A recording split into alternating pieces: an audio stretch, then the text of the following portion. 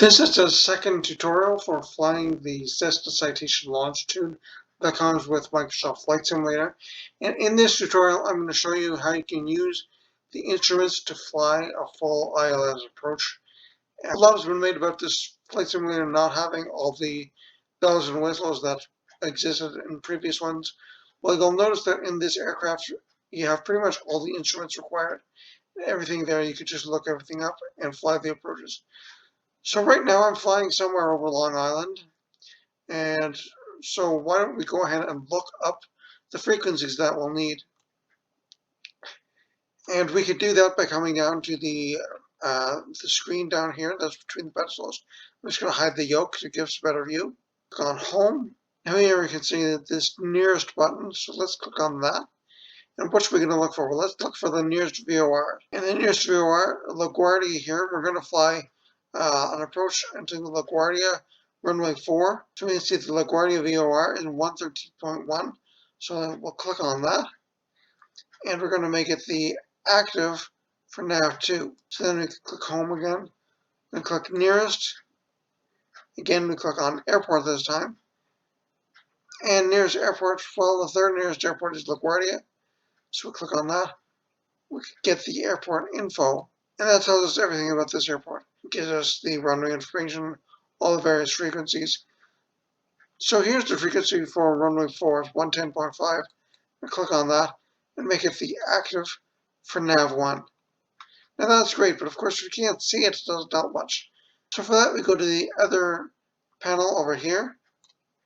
Just go Home, and we choose which one is going to show where. Show that nav1. Or I should say that bearing 1 is going to show first navigation radio. Bearing 2 is going to show the second navigation radio. And now both of those appear on your primary flight display. Not only do they display on primary flight display, but down at the bottom you can see that they give the ID code for IURD and for LGA, and they also give the DME if they are so equipped. And right away it tunes the localizer here so that it is lined up with the runway. Now in this case, both runways, runway 4 and runway 22, have the same frequency. So right now it's 2222, so all we have to do is fly past the airport and it'll switch around and catch on to runway number 4. Let's go ahead and do that. So now as we go along, I'm going to set a new heading and turn the plane to 220 degrees so that we can fly downwind. And right away you can see that the aircraft turns to the heading you set. And if you're not familiar with the way that the autopilot works and how to get all of your settings and everything, I covered that in a previous video, and that's linked in the description down below. You can always check that out. Now we've flown past the airport, so you can see that the localizer arrow has switched around, and now it points down to runway number 4. We're 12 miles out from the airport, so let's turn base. We'll go to a heading of 310.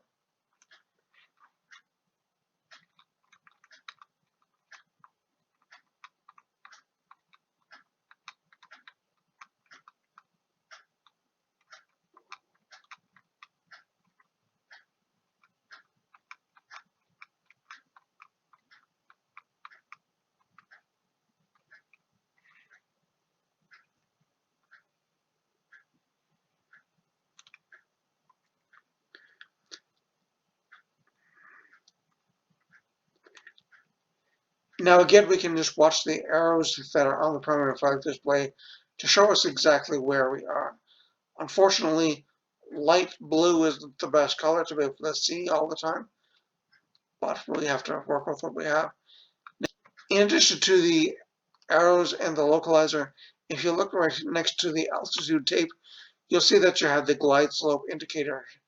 It shows us that we're well under the glide slope at this time, so we can just continue along until we're ready to capture.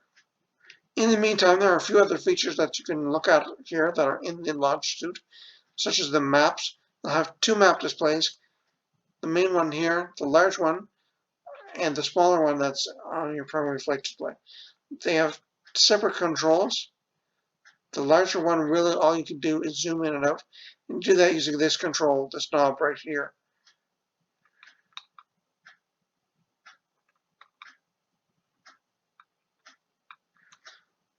The smaller one, you can do a little bit more, in addition to being able to zoom in and out using the range control here. If you click on it, it gives you an arrow down here, which you could then use to pan around the map.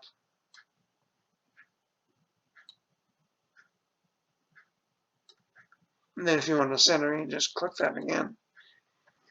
At this point, we're about 7 miles out from the runway, and you can see that it's at about 25 degrees. So let's go ahead here and we'll switch our heading over to 010, and we'll also switch on the approach control. We can see now that the glide slope indicator is moving, and we've captured the localizer. At this point, of course, we've captured the glide slope, and we are descending down towards the runway. We're about 500 feet above the ground, so let's switch off the auto throttle. And as we get a little closer, we'll switch off the autopilot as well. Take manual control of the aircraft.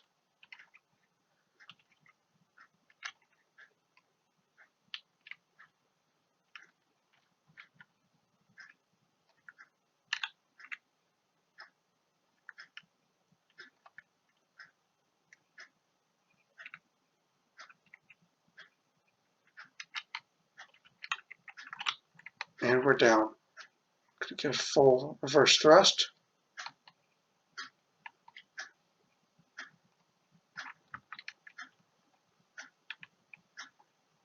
Apply a little brakes.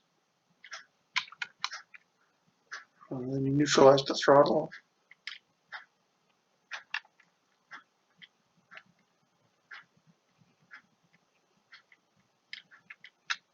And exit the runway.